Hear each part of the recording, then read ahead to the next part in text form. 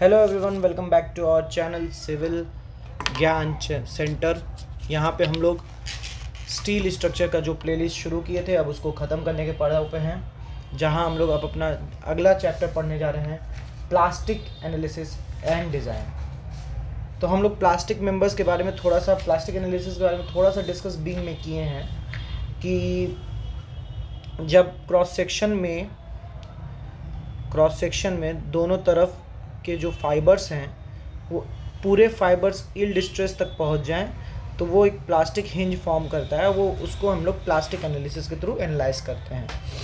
तो यहाँ पे कुछ प्लास्टिक एनालिसिस शुरू करने से पहले की अजम्पशंस क्या लेके हम लोग चलेंगे, वो ये पहला ये कि माइल्ड स्टील कर्व जो हम लोगों ने देखा है उसको हम लोग बाइलीनियर कर्व मानेंगे। हम बेसिकली होता क्या है माइल्ड स्टील कर्व, ये कुछ प्रोपोर्शनैलिटी लिमिट तक जाता है, फिर ऐसे यील्ड, फिर प्लेट्यू आती है, फिर ये ऐसे कुछ होता है। तो लेकिन हम लोग यहाँ पे बाइलीनियर मानेंगे कि एक ये लाइन यील्ड तक, फिर एक ये लाइन यील्ड तक। फिर बेसिक ये एजम्पशन जो हर जगह है, plane section remains plane before and after bending है, बंडिंग लिखा गया ये। Strain diagram, again strain diagram हमारा लीनियर रहेगा, अक्रॉस द क्रॉस सेक्शन ऐसे कुछ लीनियर जो होता है स्ट्रेन डायग्राम वो हमारा लीनियर रहेगा। शेयर डिफॉर्मेशन को हम लोग निगलेक्ट करेंगे। Strain energy due to elastic bending, elastic bending की वजह से जो स्ट्रेन एनर्जी आ रही है उसको निगलेक्ट करेंगे। Cross section must be symmetrical with respect to plane of loading, जो प्लेन ऑफ लोडिंग है उसके अबाउट क्रॉस सेक्शन सिमेट्रिकल होना चाहिए। क्यों? To avoid twisting. And plastic analysis theory is applicable to indeterminate structures, वो हम लोग देखेंगे क्यों, क्योंकि इनडिटर्मिनेट स्ट्रक्चर्स में ही जब प्लास्टिक एनालिसिस की वजह से प्लास्टिक हिंज बनते हैं तो वो स्टेबल रह पाता है, बाकी अनस्टेबल हो जाएंगे। तो कुछ इस प्रकार से हम लोग शुरू कर रहे हैं। हमारा बाइलीनियर कर्व का मतलब यही है कि यील्ड स्ट्रेस तक एक लीनियर गया, फिर उसके बाद कांस्टेंट। आगे बढ़ते हैं।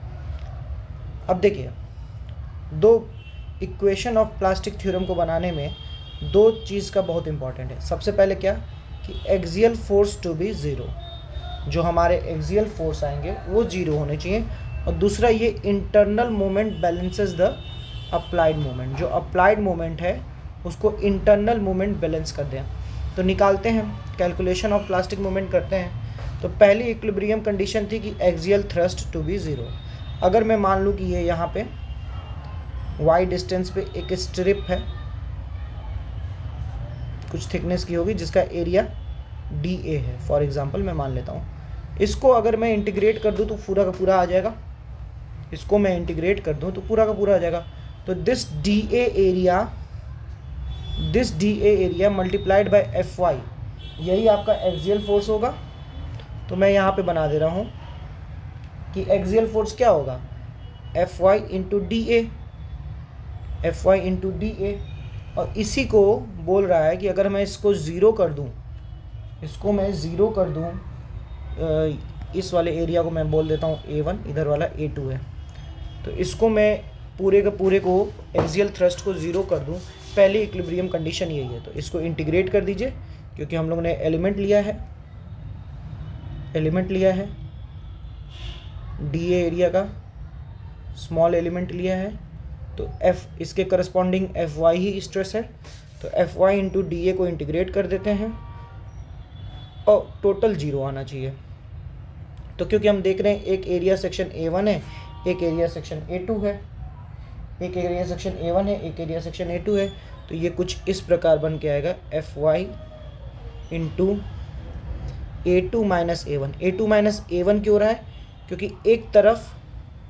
एक तरफ कॉम्प्रेसिव नेचर होती है तो दूसरी तरफ टेंशन नेचर होती है, टेंसाइल होती है। तो जो टेंशन वाला होगा वो क्या कहते हैं, निगेटिव देगा।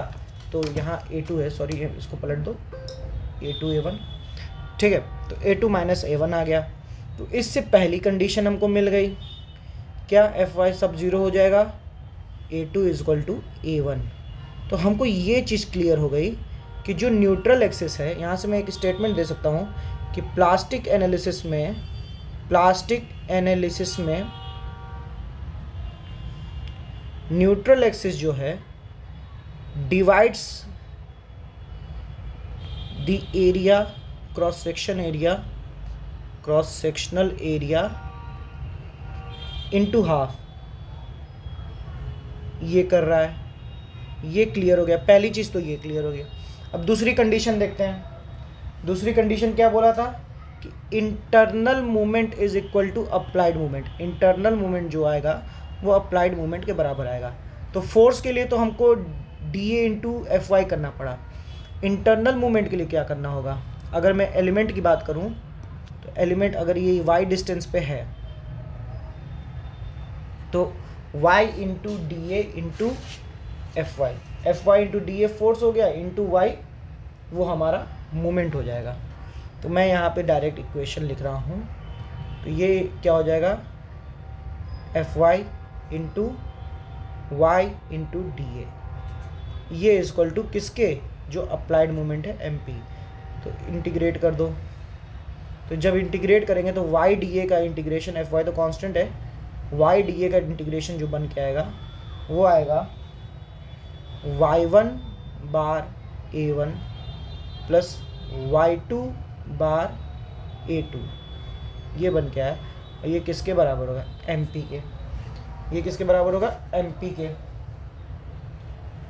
सिंस हम लोग ये जानते हैं कि A1 is equal to A2 and is equal to A/2, total area का आधा। क्या? A1 is equal to A2 is equal to total area का हाफ। ये हम लोग जानते हैं, पिछले वाले कंडीशन इससे निकला है। तो हम लोग इसको क्या लिख सकते हैं? MP is equal to A/2 y1 bar plus y2 bar, ये लिख सकते हैं, इंटू FY ये लिख सकते हैं। और हमको एक चीज़ और पता है कि बीम्स में हम लोग ने देखा था कि जो मूवमेंट आता है वो section modulus, plastic section modulus into FY के बराबर आता है। तो यहाँ से प्लास्टिक सेक्शन मॉड्यूलस की वैल्यू मिल गई कि A/2 into y1 bar plus y2 bar, ये प्लास्टिक सेक्शन मॉड्यूलस की वैल्यू मिल गई। क्या यहाँ तक क्लियर है? नहीं क्लियर है तो वीडियो पॉज करें, पीछे जाके फिर देख के आएँ कि प्लास्टिक सेक्शन मॉड्यूलस कंडीशन 2 से आया। उसमें कंडीशन 1 की मदद से जो ये स्टेटमेंट आई थी इसको इस्तेमाल किया गया। ठीक है, आगे बढ़ते हैं। अब अगला टॉपिक है हमारा शेप फैक्टर। देखिए हम लोग ने ZP निकालना सीखे, ZE निकालना हम जानते हैं। ZE यहाँ पे बता दे रहा हूँ, वहाँ एक बार और बताया है मैंने पिछले वीडियोज़ में। M/I is equal to sigma by y होता है, where sigma is equal to M divided by I by y, और ये I बाई वाई को ही हम लोग ZE बोलते हैं। ठीक है, ये हम लोग जानते हैं। तो शेप फैक्टर हो गया। शेप फैक्टर का डेफिनेशन क्या कहता है? Shape factor is the ratio of plastic movement capacity to elastic movement capacity. जो प्लास्टिक मूवमेंट कैपेसिटी है उसका और इलास्टिक मूवमेंट कैपेसिटी का रेशियो। तो plastic movement capacity MP upon MY, ZP into FY plastic movement capacity, ZE into FY elastic, FY ख़त्म हो जाएगा, ये बचेगा ZP अपॉन ZE। तो ZP अपॉन ZE को शेप फैक्टर कहा गया, where ZP is the plastic section modulus and ZE is the elastic section modulus. अब अलग अलग सेक्शन के अलग शेप फैक्टर देख लीजिए, इंक्रीजिंग ऑर्डर में है लगभग। सबसे कम है I सेक्शन का, दैट इज़ 1.12 से 1.14 के बीच में। फिर हॉलो सर्कुलर सेक्शन 1.27, रेक्टेंगुलर या square section 1.5, H section 1.5, circular section 1.67, diamond 2, और सबसे ज़्यादा होता है ट्रायंगुलर सेक्शन का 2.34।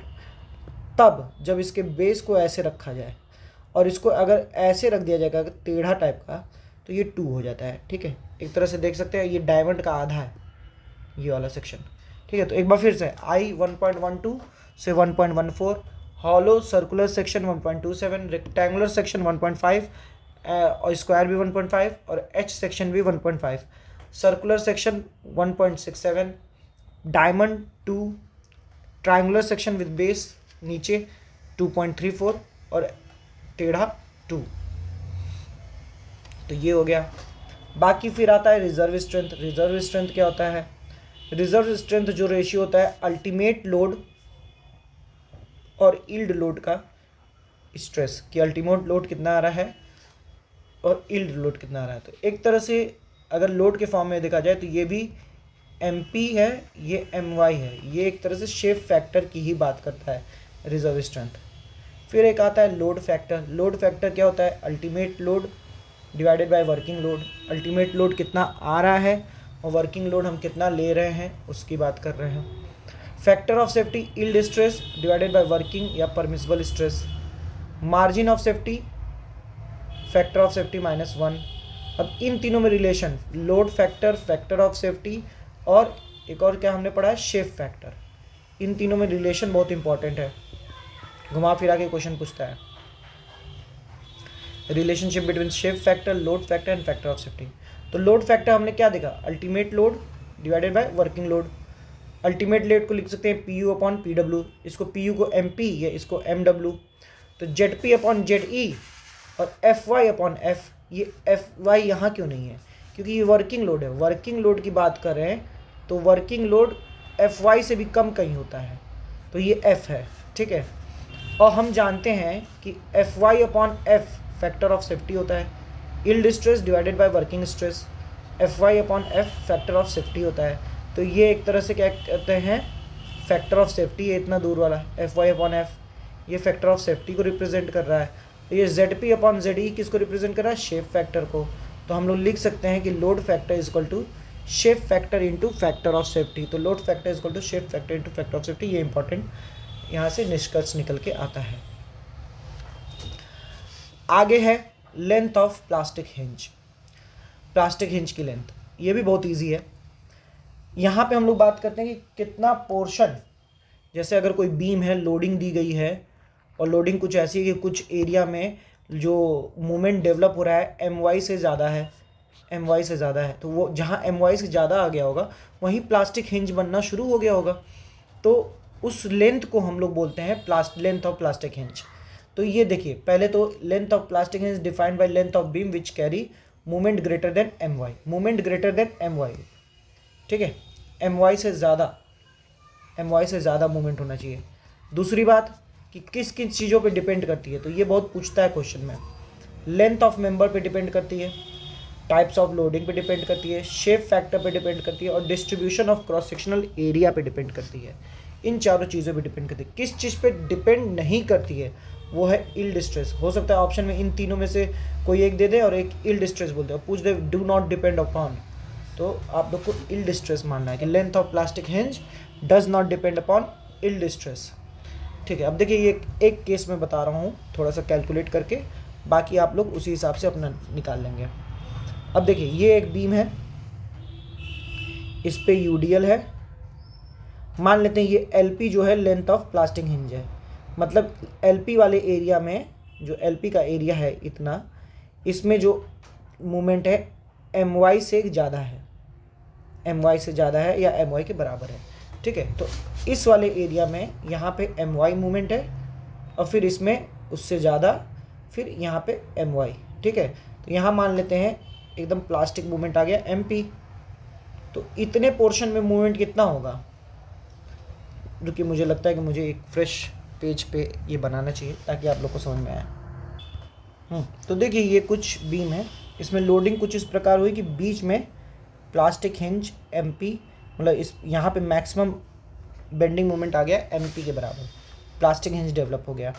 तो ज़रूरी तो है ना कि डायरेक्ट सीधे यहीं MP डेवलप हुआ होगा, MY से शुरू हुआ होगा।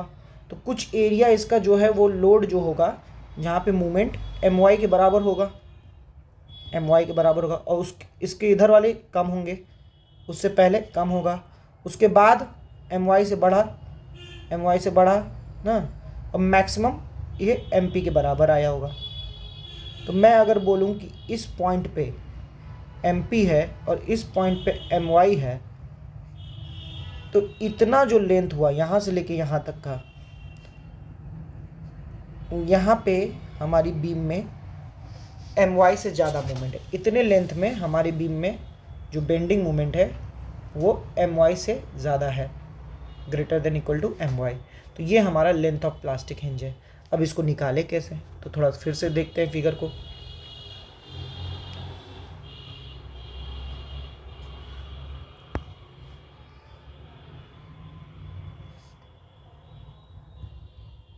ठीक है, तो ये हमारा MP मान लेते हैं, ये MY था, ये MY था,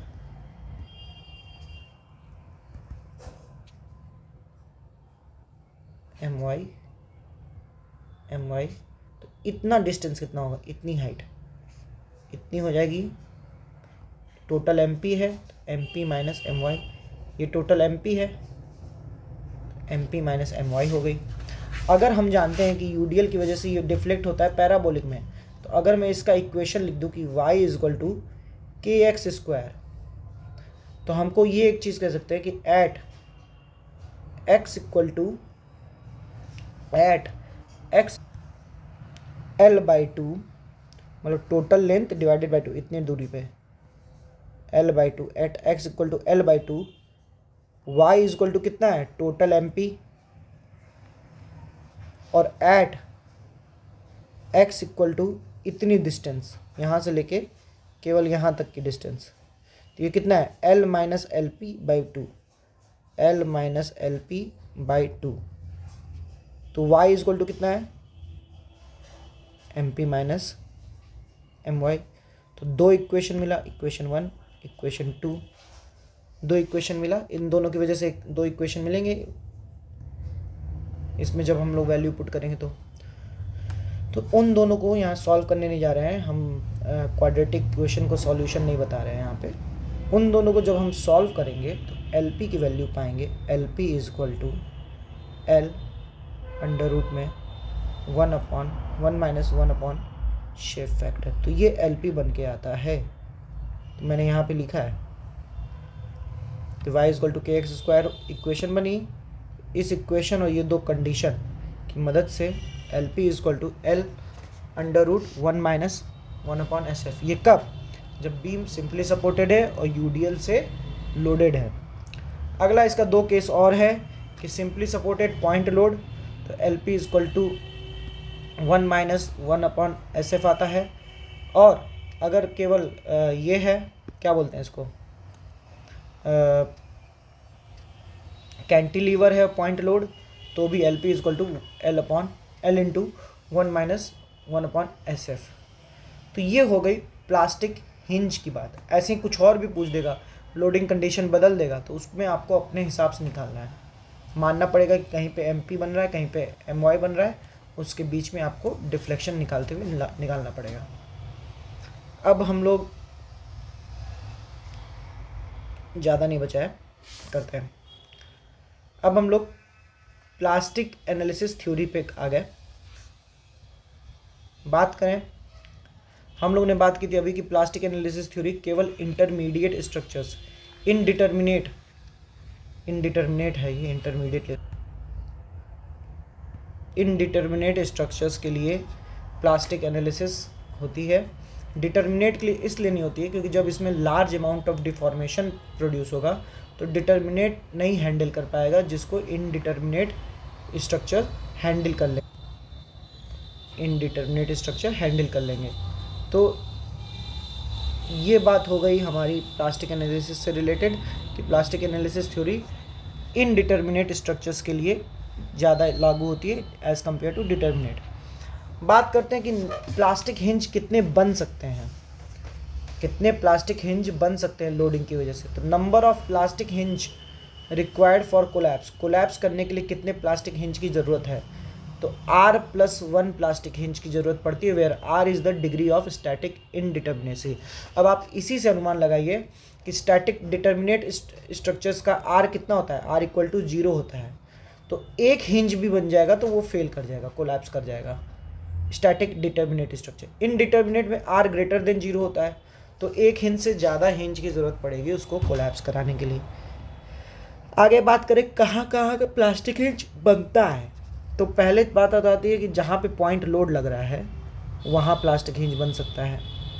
जहाँ शेयर फोर्स 0 है, जहाँ शेयर फोर्स यूडीएल के केस में जहाँ शेयर फोर्स 0 हो वहाँ बनता है। फिक्स सपोर्ट्स पे बनता है प्लास्टिक हिंज।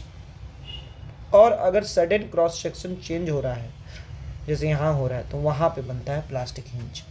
तो ये बात हो गई। प्लास्टिक कोलैप्स भी 3 तरह के होते हैं कि पार्शियल कोलैप्स, कंप्लीट कोलैप्स और ओवर कंप्लीट कोलैप्स। अभी हम लोग ने बात किया कि एन क्या है कि नंबर ऑफ प्लास्टिक हिंज कितने बन सकते हैं। अगर number of plastic hinge r+1 से कम है, r+1 से कम है मतलब तुम्हारी जो रिटेंडेंसी है उससे कम है, तो हमारा स्ट्रक्चर उस कोलैप्स को पार्शली रिस्ट्रेन कर लेगा, या बोल सकते हो कि तुम केवल पार्शली कोलैप्स होगा कि हमारी जो हिंज बन रही है, नंबर ऑफ हिंज बन रहे हैं प्लास्टिक हिंज जो बन रहे थे वो कम है, रिडंडेंसी से बहुत कम है, रिडंडेंसी +1 से कम है। अगर इक्वल टू हो गए तो कोलैप्स कर जाएगा, कंप्लीट कोलैप्स। और अगर ज़्यादा हो गए प्लास्टिक हिंज तो भाई कंप्लीट कोलैप्स से भी ज़्यादा ओवर कंप्लीट कोलैप्स कर देगा। तो ऐसे है प्लास्टिक कोलैप्स भी 3 तरह के हैं। अब बात करते हैं कि fundamental condition in plastic analysis. 3 fundamental conditions हैं। पहला है इक्विलिब्रियम कंडीशन। इक्विलिब्रियम कंडीशन क्या कहती है? इक्विलिब्रियम कंडीशन कहती है कि summation fx = 0, summation fy = 0, summation fz = 0, अब मूवमेंट के केस में समेशन mx, समेशन my और समेशन mz = 0। दूसरी है मैकेनिज्म कंडीशन, या जिसे कंटिन्यूटी कंडीशन भी कहते हैं। तो ये क्या कहती है? ये कहती है कि sufficient number of plastic hinges चाहिए, sufficient number of plastic hinges की ज़रूरत है। Must be developed so as to transfer the part और whole of structure into mechanism. Mechanism होता है कि फेलियर की कंडीशन, कि प्लास्टिक हिंजेस अच्छे खासे बन गए हैं, अब वो फेल होने वाला है, कोलैप्स करने वाला है, तो sufficient number of plastic hinges की जरूरत है मैकेनिज्म कंडीशन के हिसाब से। यील्ड कंडीशन क्या बोलती है कि at collapse bending movement at any section must not fully movement carrying capacity of section MP. मतलब किसी भी सेक्शन पे कोलैप्स के दौरान बेंडिंग मूवमेंट जो है एमपी तक नहीं पहुंचा, तो वो यील्ड कंडीशन है। तो ये 3 कंडीशन की बात करता है प्लास्टिक एनालिसिस में। इसी 3 कंडीशन के बेसिस पे 2 थ्योरम है plastic analysis theorem. Main 2 theorem है, तीसरा एक उसी से रिलेटेड है, अपर बाउंड थ्योरम और lower bound theorem. Upper bound theorem क्या कहता है कि लोड डिटरमाइंड बाय मैकेनिज्म, जो लोडिंग लगा है या मैकेनिज्म है उसकी वजह से जो लोड आ रहा है वो कोलैप्स लोड से ज़्यादा होना चाहिए या greater than equal to collapse load होना चाहिए। Load determined by mechanism greater than equal to collapse load.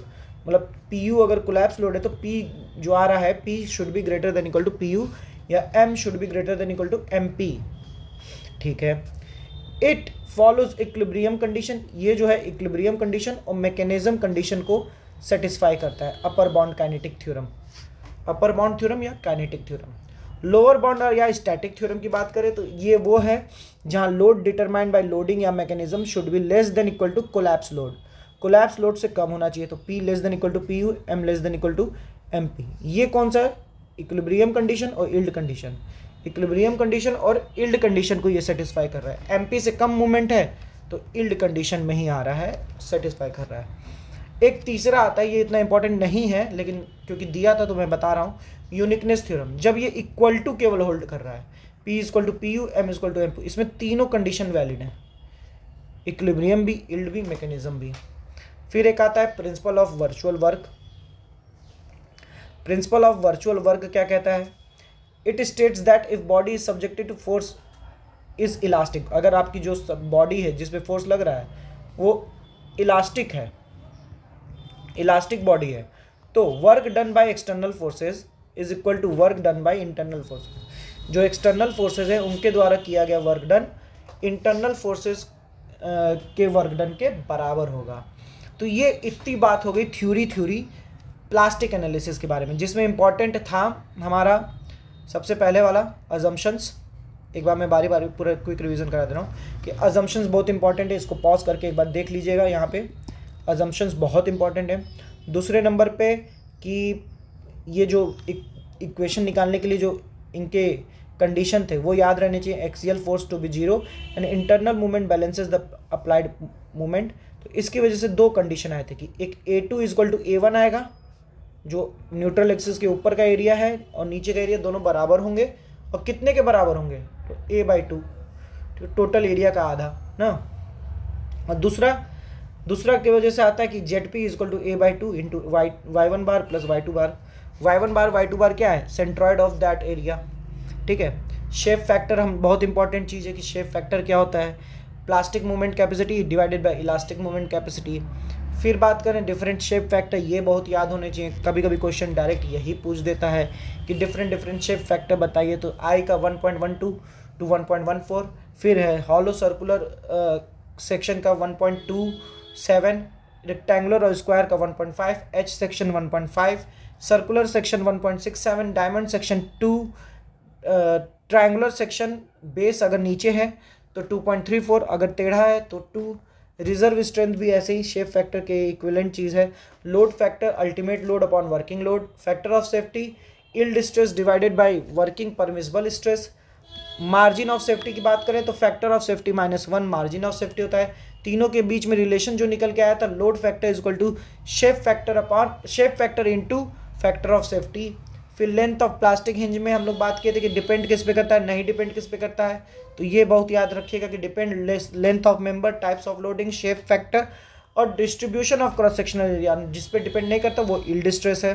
फिर अलग अलग लेंथ ऑफ मेंबर हम लोगों ने देखा था। उसके बाद प्लास्टिक एनालिसिस थ्योरी में आए थे, इसमें सबसे पहले हम लोग बात किए थे कि प्लास्टिक एनालिसिस जो है वो इनडिटर्मिनेट स्ट्रक्चर्स के लिए ही बनाई जाती है, डिटर्मिनेट स्ट्रक्चर्स के लिए नहीं होती हैं।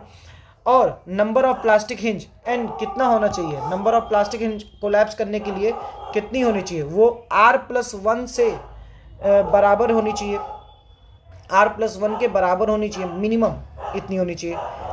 कहाँ कहाँ प्लास्टिक हिंज बनते हैं, तो जहाँ पॉइंट लोड लग रहा है वहाँ प्लास्टिक हिंज बनेगा, जहाँ शेयर फोर्स 0 है इन केस ऑफ यूडीएल वहाँ प्लास्टिक हिंज बनेगा, फिक्स सपोर्ट पे प्लास्टिक हिंज बनेगा, sudden change of cross section area पे प्लास्टिक हिंज बनेगा। प्लास्टिक कोलैप्स भी 3 तरह के हम लोग पढ़े, पार्शियल, कंप्लीट और ओवर कंप्लीट। फिर बात की हम लोग 2 तरह के इक्विलिब्रियम कंडीशन के प्लास्टिक एनालिसिस में, 3 तरह के, इक्विलिब्रियम कंडीशन, मैकेनिज्म कंडीशन और यील्ड कंडीशन। फिर इसके बाद हम लोगों ने पढ़ा प्लास्टिक एनालिसिस थ्योरी, जिसमें 2 इंपॉर्टेंट है, अपर बाउंड और काइनेटिक थ्योरी, और दूसरा है लोअर बाउंड और स्टैटिक थ्योरी। तीसरी वाली उतनी इंपॉर्टेंट नहीं है, यूनिकनेस थ्योरी। इसमें ये जो चीज़ है ये बहुत पूछता है। तीसरा यूनिकनेस थ्योरम, जो कि क्या कहते हैं उतना इंपॉर्टेंट नहीं है। आगे बात किया हम लोगों ने प्रिंसिपल ऑफ वर्चुअल वर्क। इसमें क्या है, इसमें कि जो है एक्सटर्नल फोर्सेस द्वारा वर्क डन वो इंटरनल फोर्सेस द्वारा वर्क डन के बराबर होना चाहिए। अब नेक्स्ट टॉपिक हमारा रहेगा कैलकुलेशन ऑफ कोलैप्स लोड, जो हम लोग अगले वीडियो में देखेंगे। और फिर हम लोग इसमें बीम स्वे मैकेनिज़्म, ये सारी चीज़ें हम लोग देखेंगे, कंबाइंड मैकेनिज़्म भी देखेंगे। तो बने रहिए हमारे वीडियो के साथ। वीडियो कैसा लगा, आपको नॉलेज कैसी लगी, आप सब कमेंट करके हम लोग को बता सकते हैं। Thank you. पढ़ते रहिए, SSC JEE के लिए तैयारी करते रहिए।